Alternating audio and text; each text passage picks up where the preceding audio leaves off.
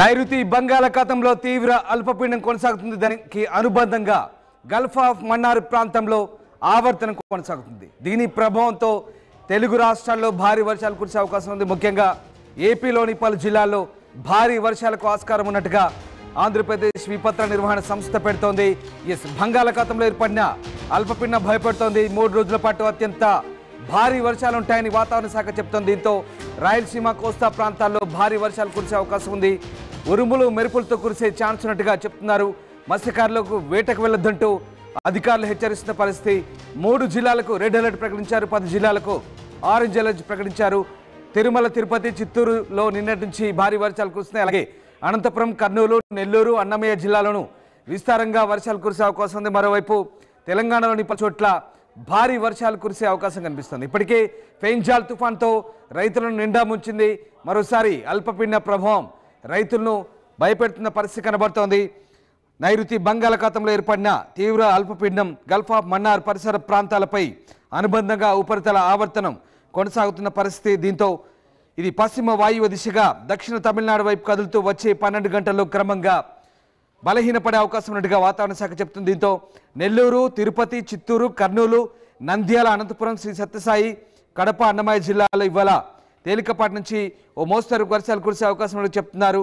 భారీ వర్షం వరదలతో ప్రజలు అప్రమత్తంగా ఉండాలని హోంమంత్రి అనిత కూడా సూచిస్తున్నారు. మరోవైపు తిరుపతి, సూళ్లూరుపేట వర్ష ప్రభావ ప్రాంతాల ప్రజలకు ఇబ్బందులు లేకుండా చూడాలంటూ ఆమె చెప్తున్న పరిస్థితి. ఇక మరోవైపు దక్షిణ కోస్తా జిల్లాలో బుధవారం నుంచి వానలు పడుతున్నాయి. తిరుపతి, చిత్తూరు, నెల్లూరు, ప్రకాశం జిల్లాలో వర్షాలు కురిశాయి. ఈ వానలతో స్వర్ణముఖి, కాలంగి నదులతో పాటు వాగులు, వంకలు ఉధృతంగా పొంగి ప్రవహిస్తున్న పరిస్థితి కనబడుతుంది. తిరుమలలో కూడా భారీ వర్షం కురవడంతో భక్తులు ఇబ్బందులు పడుతున్న పరిస్థితి కనబడుతోంది. తిరుమలలోని జలాశయాల్లో భారీగా నీరు చేరింది. మరోవైపు ఏపీలోని మన్యంలో కూడా చలి తీవ్రత కొనసాగుతున్న పరిస్థితి. ఓవరాల్గా తెలుగు రాష్ట్రాలకు భారీ వర్ష సూచన చెప్తున్నారు. మరొక 3 రోజుల పాటు ఈ భారీ వర్షాలు ఉండే అవకాశం కనిపిస్తుంది. మనం ఒకసారి శాటిలైట్ ఇమేజెస్ చూడొచ్చు.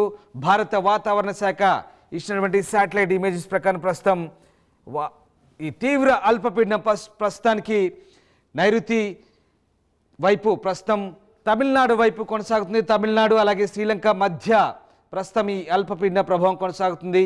ఈ అల్పపీడన ప్రభావంతో ఒకసారి మనం చూడొచ్చు. అల్పపీడన ప్రభావంతో తమిళనాడులో అయితే భారీ వర్షాలు కురుస్తున్నాయి. తమిళనాడులో దీని ప్రభావంతో భారీ వర్షాలు కురుస్తున్న పరిస్థితి మనకు కనబడుతోంది. అల్పపీడన ప్రభావంతో ఎగ్జాక్ట్లీ ఇది నైరుతి వైపు పశ్చిమ వాయువ్య దిశగా ప్రస్తుతం ఈ అల్పపీడనం కొనసాగుతుంది. దీని ప్రభావం శ్రీలంక, తమిళనాడు మధ్యలో కేంద్రీకృతమైంది. ఇక్కడ తమిళనాడు, దక్షిణ తమిళనాడు అలాగే ఉత్తర తమిళనాడు జిల్లాలో భారీ వర్షాలు కొనసాగుతున్నాయి. భారీ వర్షాలు అయితే ప్రస్తుతం కొనసాగుతున్న పరిస్థితి. ఇక ఇటువైపు ఇక దీంతో పాటు రాయలసీమ అలాగే దక్షిణ కోస్తా అయినటువంటి నెల్లూరు వైపు కొనసాగుతుంది. నెల్లూరు అలాగే బాపట్ల ఈ ప్రాంతంతో పాటు ఇక్కడ చిత్తూరు, అన్నమయ్య, కడప, రాయలసీమ, ఇక్కడ అనంతపురం అట్లాగే సత్యసాయి ఈ జిల్లాల వరకు ఇక్కడి వరకు దీని ప్రభావం కొనసాగుతున్న పరిస్థితి. కడప ఈ జిల్లాలన్నీ కూడా దీని ఎఫెక్ట్ ఈ వాయుగుండం ఎఫెక్ట్ అంతా కూడా ఇటువైపు వెళ్తున్న పరిస్థితి మనకు కనబడుతుంది చాలా క్లియర్గా. సో ఈ జిల్లాలకైతే భారీ వర్షాలు కురుస్తున్నాయి. ప్రస్తుతం ఇవాళ రేపు కూడా దీని ఇంకా వర్ష ప్రభావం ఉండే అవకాశం చెప్తున్నారు. ముఖ్యంగా ఈ నెల్లూరు, సూళ్లూరుపేట ప్రాంతాల్లో అయితే ఇప్పటికే భారీ వర్షాలు కురుస్తున్నాయి. ఈ ప్రాంతంలో భారీగా వర్షాలు కురుస్తుండడంతో ఒకవేళ ఆకస్మికంగా వరదలు వచ్చే అవకాశం ఉన్న నేపథ్యం కూడా ఉండే అవకాశం ఉంది. కాబట్టి ఇప్పటికే ప్రభుత్వం అయితే అప్రమత్తంగా ఉండమంటూ చెప్తున్న పరిస్థితి.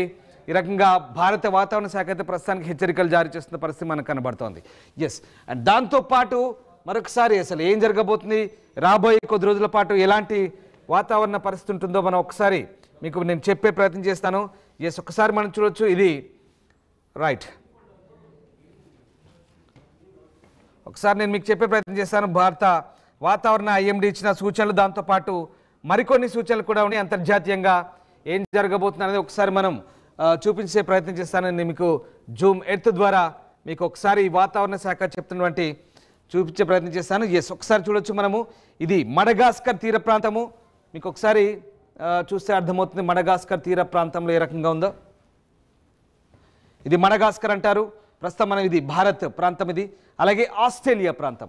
ఈ ఆస్ట్రేలియా ప్రాంతంలోను అలాగే మడగాస్కర్ ప్రాంతంలోను ఇక్కడ ఒక తుఫాన్ కొనసాగుతుంది. దీన్ని చిండో తుఫాన్ అంటున్నారు ప్రస్తుతం. ఇది భారీ తుఫాను, గంటకు 230 కిలోమీటర్ల వేగంతో ప్రస్తుతం ఇక్కడ ఈ తుఫాన్ కొనసాగుతుంది ఈ మడగాస్కర్ ప్రాంతంలో.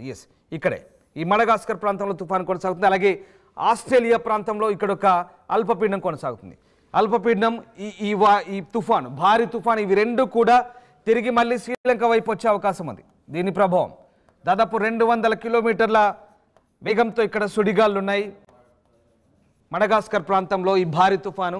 అలాగే ఇక్కడ ఆస్ట్రేలియా ప్రాంతంలో, ఆగ్నేయ ప్రాంతంలో, అలాగే ఇక్కడ ఆగ్నేయ ఏషియా ప్రాంతంలో, మిగతా ప్రాంతాల్లో ఉన్నటువంటి ఈ మేఘాలన్నీ కూడా మళ్ళీ శ్రీలంక వైపు వస్తే రాబోయే మరొక వారం రోజుల పాటు సరిగ్గా గమనించండి. మడగాస్కర్ ప్రాంతంలో ఏర్పడినటువంటి భారీ తుఫాను, అలాగే ఆస్ట్రేలియా ప్రాంతంలో ఏర్పడినటువంటి ఈ తుఫాను ప్రభావంతో ఒకసారి మనం చూస్తే కనుక దీని ప్రభావంతో శ్రీలంక వైపు వస్తే కనుక ఈ ఎఫెక్ట్ మరొక వారం రోజులు ఉండే ఖచ్చితంగా అవకాశం ఉంది.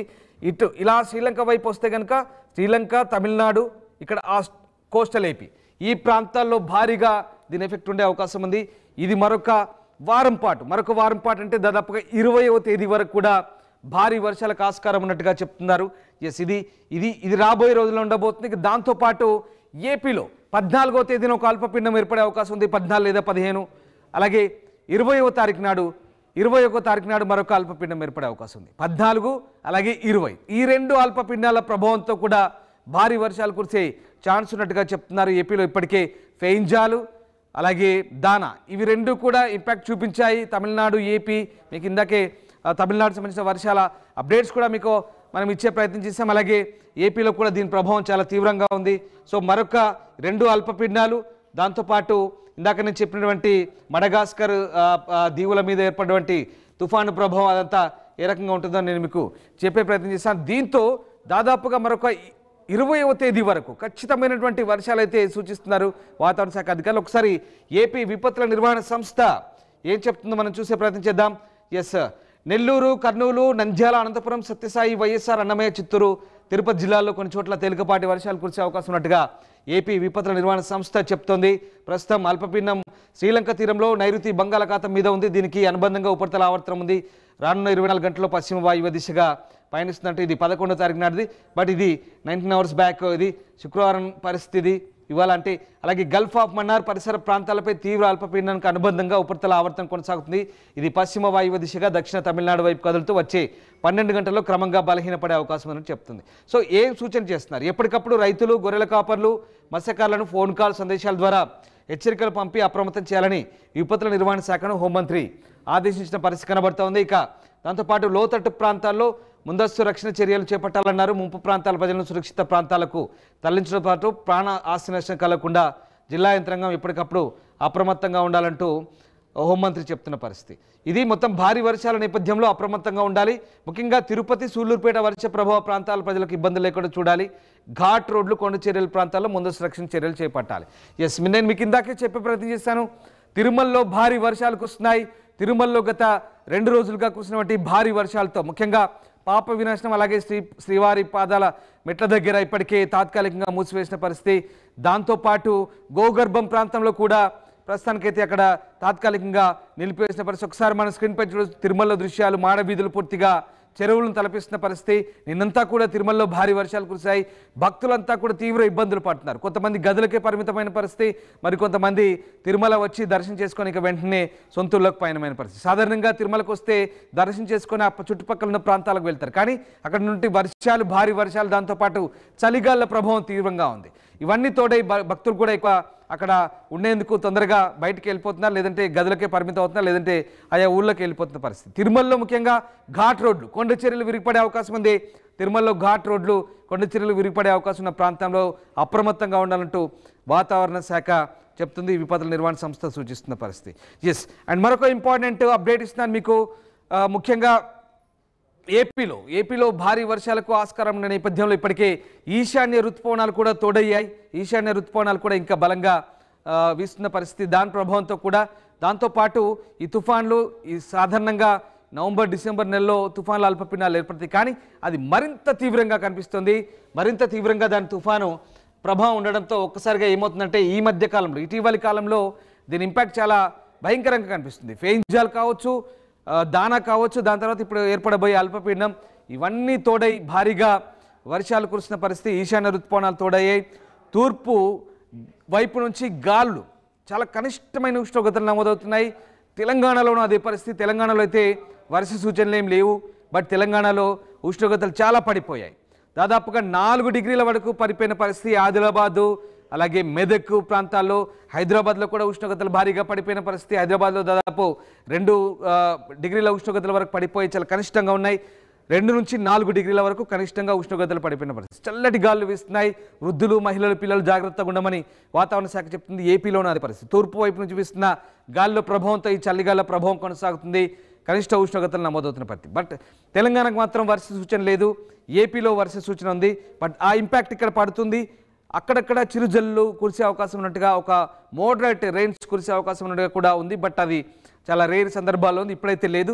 రాబోయే అల్పపీడనాల ప్రభావంతో ఏమైనా ఇంకా 2-3 రోజుల తర్వాత వర్షాలు ఉంటాయా లేదా అనేది ఇప్పుడే చెప్పలేం. బట్ నేను చెప్తున్నాను మళ్ళీ, ఇది గల్ఫ్ ఆఫ్ మన్నార్ ప్రాంతంలో ఏర్పడినటువంటి ఆవర్తనం, ప్రస్తుతం ఉంటే అల్పపీడనానికి ఈ ఆవర్తనం అంతా కూడా తోడవుతుంది. ఇలా ఒక అల్పపీడనం, ఒక డిప్రెషన్ ఏర్పడ్డప్పుడు ఆ డిప్రెషన్కి రౌండ్ అప్ చేస్తూ ఒక ఆవర్తనం కొనసాగుతుంది గల్ఫ్ ఆఫ్ మన్నార్ ప్రాంతంలో. అది శ్రీలంక, ఇలా శ్రీలంక దీవి ఉంటుంది కదా, శ్రీలంక నుంచి ఉత్తర దక్షిణం తమిళనాడు ఇలా చీలిపోతుంది. ఉత్తర దక్షిణ తమిళనాడు చీలిపోయి చాలా ప్రాంతాల్లో, తమిళనాడు అయితే భారీగా, అసలు తమిళనాడులో అతలాకుతలం అవుతుంది. జనజీవనం అయితే అస్తవ్యస్తం అవుతుంది. నేను చెప్తున్నా కదా, నాగపట్టణం, అలాగే కడలూరు, కరైక్కల్, ఈ ప్రాంతాల్లో, సేలం, మధురై, దిండిగల్, తర్వాత తిరుచి, తిరువల్లూరు, చాలా ప్రాంతాల్లో, నీలగిరి, ఈ ప్రాంతాల్లో భారీ వర్షాలు కురుస్తున్నాయి. నిజంగా తమిళనాడులో భారీ వర్షాలకు చిగురుటాకులో వణికిపోతున్న పరిస్థితి. సో ఈ రకంగా అటు తమిళనాడు, పుదుచ్చేరి, ఈ ప్రాంతాల్లో, తమిళనాడు, ఈ నేను చెప్పిన జిల్లాలే కాదు, ఇంకా చాలా జిల్లాలు ఉన్నాయి.